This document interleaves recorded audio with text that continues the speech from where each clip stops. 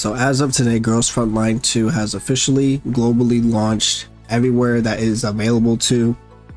So I figured that I would release a progression guide for you guys, so you guys know exactly what you're getting into and knowing what's coming up in the future depending on what level that you are at.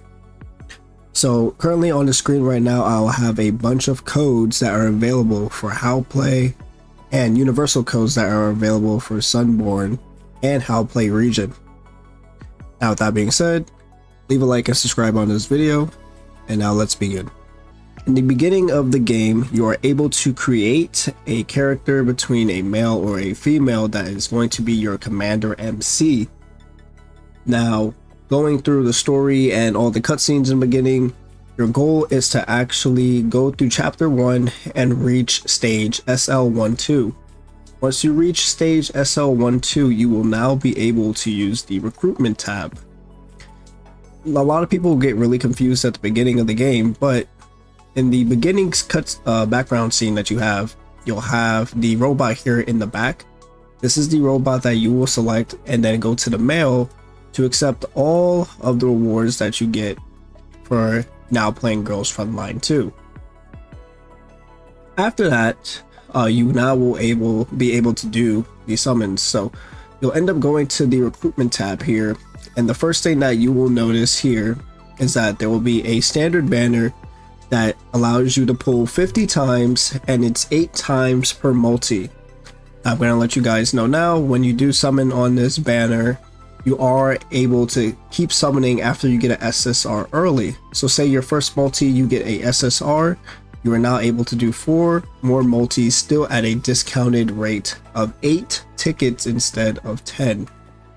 Your goal when you are rolling on the standard banner, when you do start the game, is either going to be rolling for Xiongju or Tololo. Tololo is really strong in the early game just because she does have multi-turn, so it makes a lot more DPS easier in the early game and going through stages. And then Xiongju is just basically one of the top CN characters and will always be everlasting. Tololo does fall off a bit in the end game. Girls Frontline 2 is a very team-centric game, so Xiongju on her hand actually has another character that will apply to her in the future that keeps her nice and strong in CN, but Tololo does not, as of me making this video. Now after you have done your standard pulls, hopefully they ended up going well for you, you are now able to use any of the units that you have pulled to now help you clear the story. Before you actually just decide to put any character on the team, let's talk about how you should organize your team comp. So if you click this tab here, there are 4 different classes in Girls Frontline 2. Essentially, we have the tank, the support, the DPS, and then we have the Vanguard, which can also be called a amplifier or do certain things on the map, as such as disrupt and kick people off the map. Now, regarding team comps, which you're going to be looking for, essentially, the starter team comp is a good example. Groza is a tank, Nemesis is your DPS, and then Cheetah is your support. Essentially, you have 1 DPS, 1 tank, and 1 support. Now, Girls Frontline 2 actually runs with a team of 4. So for example, let's say you would have Groza as your tank, Nemesis as your DPS, Cheetah as your support. Now, what do you put in your last slot? Well, as you actually progress through the game, you'll get Vepli for free. So that is a character that you can slot in as another DPS, but she also does debuffs and also helps displace enemies on the map. Or you could put a character such as Xiongju, Tololo, or any SSR that you pulled for an extra DPS. So now your team will be 1 tank, 2 DPS, and then 1 support. Essentially, this is basically the team comp that you want to run for Girls Frontline 2. Is the bare bones team comp. Eventually in the future, there will be team comps where are more suited depending on how many dupes you have in a character, and essentially what elemental damage team comps you want to do. But that is the bare bone basics for now. When you are investing into a team comp, You do want to actually focus on only 4 core units. As you can see right now, I've only focused on Xiongju, Suimi, Rosa, and Nemesis. That is my core 4 units of my team.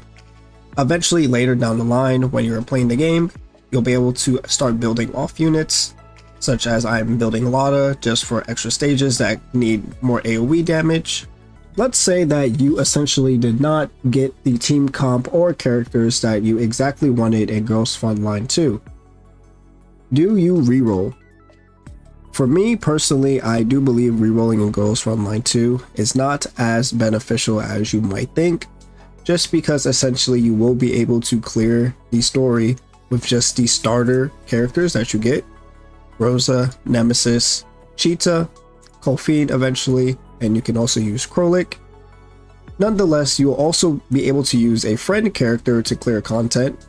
A lot of people have been using my Suimi on my friends list to clear content, and some of them even used it to clear the entire campaign. So if you would like to reroll for the best units, that's totally up to you, but please just don't get burned out, and I would like you to actually play the game eventually. So now that you have finally stopped rerolling or completed your team on the first run, now we can actually start getting into the game. So as we are now being able to play the game, your goal is to actually complete all of the chapters for Girls Frontline 2, the normal chapters to be exact.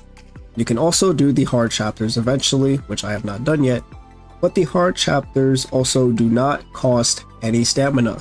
So you can do that by your free will, and no, you cannot gain stamina from them because it does not cost stamina. Now also that you are able to play the game, you can also go over the tutorial here that will allow you to be able to learn the game effectively. And as you can see, you do get standard ticket summons from here. So pretty important when you do have the time to do these. And then you also get a special title for this. One special mode that does open up that a lot of people are excited for is after 1-5 you do unlock the dorm system.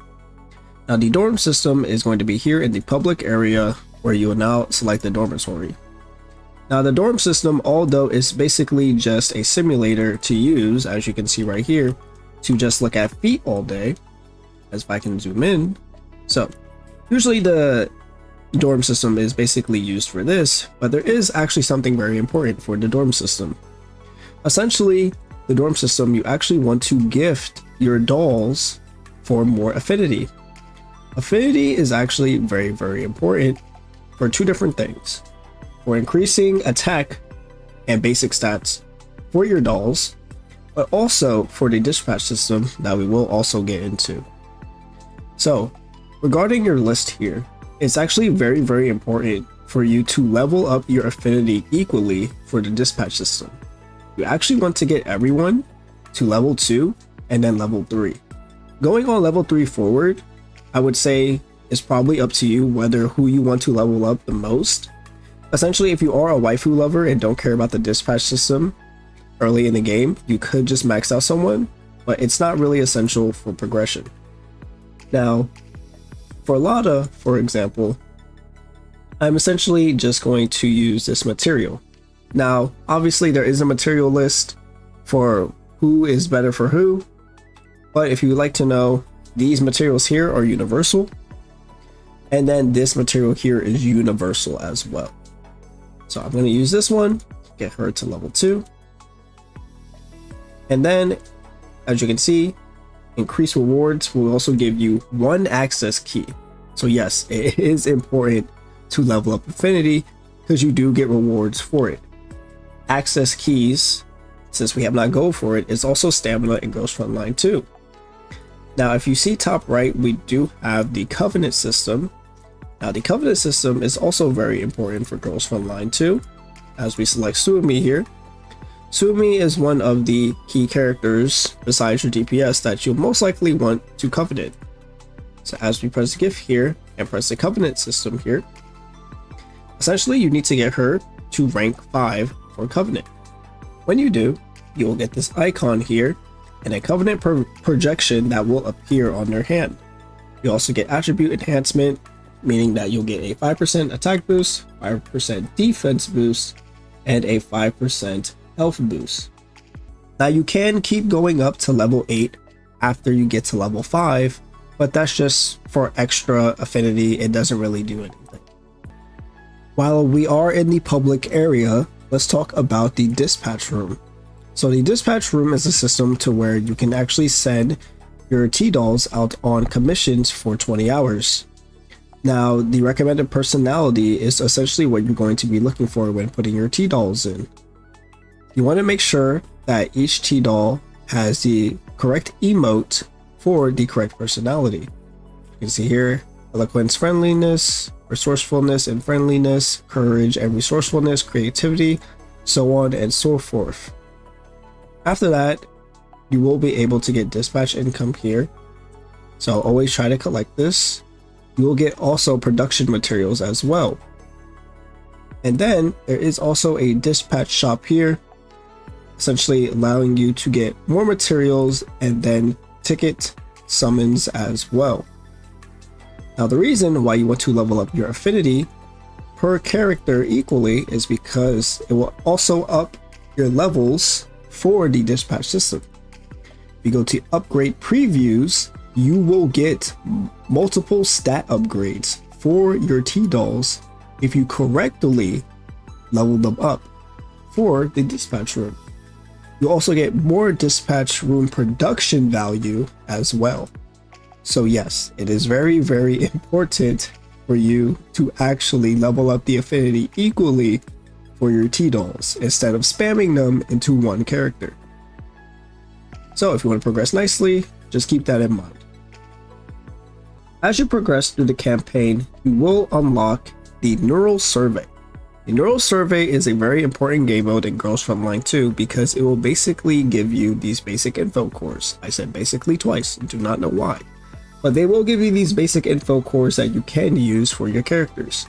Now, please, I want to remind everyone that these are very important and you should not be wasting them on any character that you upgrade.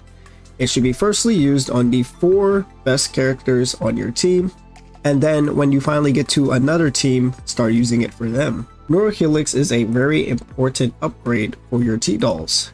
As you increase your enhancement nodes, you will eventually come to the evolve node, and that is where the keys or info cores actually end up coming into place. Now, depending on what you are exactly using your character for and what you're looking to get out of them, there are certain builds for your keys. You can only equip 3 keys at a time, and some characters only get really strong once they get more levels. As you can see right here, I don't have any keys in these levels because they're not as good as the keys down here. The keys down here need level 30 to unlock, and then the keys over here need level 40 to unlock. Now you must unlock all previous nodes to then get the common key that will give her crit rate and then another passive. When you come to key regulation here, there are going to be 2 sides. The left side is going to be where you can put your exclusive keys to your character, but you are also able to get universal keys within different game modes and exchanges and events, to where it will also give you different stat boosts such as crit rate, attack boost, defense boost, etc. and so forth. So please make sure not to waste these keys on any character that you get. Please make sure that you research on what keys are best for your characters and do not just recklessly spend them just because. At level 20, you will unlock the configuration tab to now farm for stock bars. Stock bars are very important for unlocking your T-dolls levels past their limit break. So at level 20, you'll end up needing to farm stock bars at level 30, at level 40, and at level 50. The next big level is level 23, where you will unlock 2 important game modes. You'll unlock expansion drills, and these are basically bi-weekly mobbing stages of 9, and then really strong 2 challenge stages. Now you will actually get collapse pieces from this and other important materials such as precision boost chips. Next up, we have the targeted study. Now the targeted study is the gear farming for Girls Frontline 2. This is where you will be suffering in the game for the rest of your life, min-maxing and building your characters to the fullest potential. Once you do reach level 23, I would suggest starting to use your access keys to start gaining levels. Gaining levels is the most important thing in Girls Frontline 2 because you need levels not only to clear the story, but to unlock more things. You need level 31 to even clear chapter 6. So, in my opinion, I would say farming for the best attachment sets for your characters is essential. Now, if we go to how this works, let's say your character uses an assault rifle or a shotgun. Now, what you can do after you challenge it the first time is that you now are allowed to auto and choose what select set that you would like to farm. You can also do this the first time that you want to clear. Now, essentially, if I'm running Xiongju, I am looking for the Fire Boost set. I want to farm the Fire Boost set, so I'm going to click Next. And let's say I run this 4 times, because that's all the stamina I can have. But I will select the 33 one, just so I have no one rage in this video. Click 4 times for auto battles. It'll do the progress for me. And now I have gotten 120 stamina and then some attachments. At level 24, you will unlock the Standard Rising Sink. This is where you will farm Sardis Gold. You will have only a 2 out of 2 clear per day, so only 2 tries per day, but if you do have the monthly, it will give you 3 tries a day instead. Your goal here is to kill as many enemies in the least amount of turns to then build up sync points, which will allow you to auto at the maximum capacity. The goal is legendary every single time, and AoE damage units are very, very good in this game mode. At level 27, you will then unlock the boss fight. So the boss fight is a challenge fight that is based on the maximum challenge points that you get. Your goal is to reach the maximum challenge points to then receive the excellent rating to get all of the collapse pieces possible. You want to be able to actually get the maximum amount of points first try every single time, so you don't have to do it over and automatically move up the next tier. Now, you can only move up 1 tier per fight, and it goes for 3 runs per week. First time clears will give you cores depending on what tier that you're playing. And then also there is a shop here that is very, very good. So we have the Sabrina Neural Archive, which will allow you to get Sabrina for free, but only can exchange 3 times per month. Then we have access permissions here. We're able to get 5 standard ticket summons 5 times per month. Besides that, you also have your info course here, only 1 time per week. Sardis Gold, Memory 6 for affinity, and then everything else is not as important. So these here are going to be attachment sets for your gear. It is very, very RNG.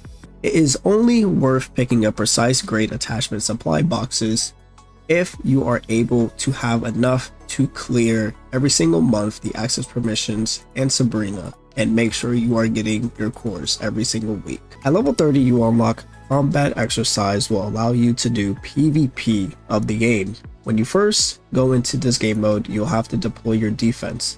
Now, even though your defense might lose, you actually lose no points for losing on defense. So in that case, all you can do is really win or lose from attack. Now, you have 3 entry passes per day, and no, you cannot buy them. In the beginning, there's going to be simulation objects, which is basically bots built for your progression. But as you get higher and higher, there will be actual people playing the game and having teammates. It is solely AI. So you have a weekly reward that you will receive going all the way up to 225 at Master 1. And then you also have promotion rewards as well, all the way up to Master 1.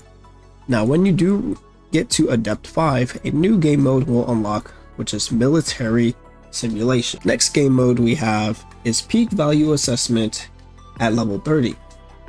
It will allow you to clear waves, which is basically a mobbing challenge mode up to 7 chapters. You are able to get rewards here depending on how many hordes that you clear. Rewards reset every single week based on your highest progression. Now, let's talk about spending stamina. So spending stamina is something that everyone would like to know depending on where you're at in the game. First things first, you should spend your stamina on story. You always want to first clear any story stages because they do give you EXP. Spending stamina is 1-to-1 depending on what you do. So whether you do story or you actually start clearing neural survey, it will always be 1-to-1 the amount of EXP that you do. So let's say you spend 20 stamina, you get 20 EXP. You spend 60 stamina, you get 60 EXP. It will always work that way. It's very important for you to make sure you clear all of campaign, and then you can also clear the neural stages as well. After you've done that, there is no more EXP that you can gain unless you actually do the supply missions. And this is where you're going to be farming for attachments. Now, first things first, you do want to level up your units and make sure that they are to the max level that you are at and the weapon level that you are at. If you're already at that point, your goal is just to farm attachments and try to best apply them to any gear that you have. Now let's talk about priority of spending your resources. Now this will depend on how many resources that you have and whether you're free to play or you're spending. If you're spending, I doubt you'd have to worry about this, but for my free to plays, it's very, very important on who you're leveling up. So your goal is always to level up your DPS first. Your DPS is obviously the carry of the team and will make sure that you clear stages. Your next character that you should be leveling up is your sub DPS. Your sub DPS is the sub carry of the team, helping apply more damage to help your main DPS clear the stage. Then you want to move on to your supports, or characters that essentially don't do much on the field but apply buffs, debuffs, tank, heal, etc. and so forth. One more thing about characters regarding the Neurohelix. Neurohelix, yes, it is important, but that does not mean that you need to build it on every single character that you play. You can essentially do it along the way, but if you don't need their stats at all, you shouldn't waste the resources and possibly just save it for any new limited character that you have or any new DPS character that you end up building for another team. Another thing is that some characters simply need their key unlocked to apply a lot more to their team fights. Shonju, with one of her keys, is able to apply defense down +2. Now, that is all there is to it for the campaign supply missions and combat simulations for Girls Frontline 2. So now we're going to get into more of nuanced types of things. One thing that is very, very crucial for Girls Frontline 2 is that you know where the friends list tab is, because a lot of people do not know where it is and sometimes gets very confused, which is understanding. If you press this bottom left icon here, which is basically the robot from the opening scene, it will now bring you to a lot of extra tabs here. Now you have the info tab, the news tab, the friends list tab, which is right here. We also have the storage room here, which basically it now allows you to see everything that you have collected or boxes, even dupes of characters, weapons attachments, universal keys that you have, then item box for any things that you can unlock. Also in the storeroom, you can also craft materials. So that's something that's very, very good to know. You have your Elmo server room, which is also a tab that you will come back to. After you've cleared the extra stages in the campaign, you'll be able to come here, exchange them, and get collapse pieces for them.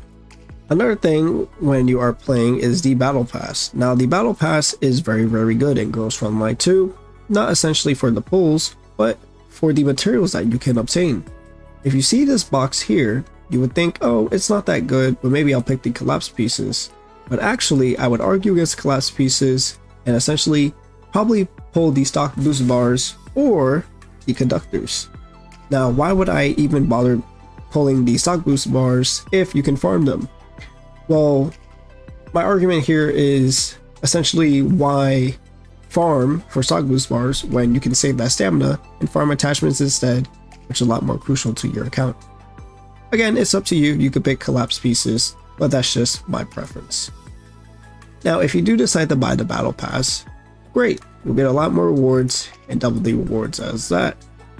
Now at level 30 you will unlock a weapon. Now regarding these weapons, which one should you pick? It's going to be your main DPS if you do not have a 5-star weapon for them yet. Another thing regarding the shop is that you will have a daily pack here. Let's see, it is a free daily pack that you can get. Oh, right here. So you have a daily free pack that you can get, so please make sure you come to the shop to get that all the time. Now regarding the monthly packs, are they worth it? The $5 one is worth it, but the $2 one is not, unless we have the daily sync, which is going to be the gold farming. If it's ×2, possibly you can buy it. Also want to let you guys know about the trading post is that it allows you to convert your currency into summons. Now, you should not convert them into standard summons at all. You'll gradually get so many standard summons in the game and it's just not worth it. You're going to end up pulling, exchange them for the limited tickets. After you pull a bunch of times, you'll get a currency here. This currency will allow you to come to this shop and exchange for things that you need. In exchange for tickets, materials that help you upgrade your T-dolls, or you can get them for your neural helix upgrades. And then there's the neural integration, which helps you get weapons that are for your standard 5-star characters. If you do not know which weapon to pick, you're allowed to click them and it will tell you who the weapon is for. One last thing, how to redeem codes. You'll press this cog here, redeem the code, press enter, and now you can redeem all the codes that were in the beginning of the video. When you come to this tab here, you can also display your dolls. It'll display how many dupes that they have as well. You have your support doll tab, so anyone on your friends list that uses your dolls will be able to give you Stardust Gold for using them. But yeah, that's it for Ghost Frontline 2. That's pretty much the progression guide. There's nothing else to really go over here. The only other thing that could possibly be gone over is the attachment guide, but there's already one on my channel that you actually can check out, and I have attachment sets for every single character in the game. Attachments run through a set of 3, and then one off piece being the barrel. The barrel is the only piece that is able to have a crit damage stat on it. None of the other pieces are able to, so your crit damage stat is very, very important on your barrel. Essentially, going over DPS characters, they want attack percent, attack, crit damage, crit rate, and that is it. Tanks can go for defense, healers can go for healing, but essentially in Ghost Frontline 2, everything is about damage, so that is up to you.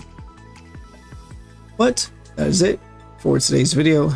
I'm so happy that you guys are able to play on the How Play region.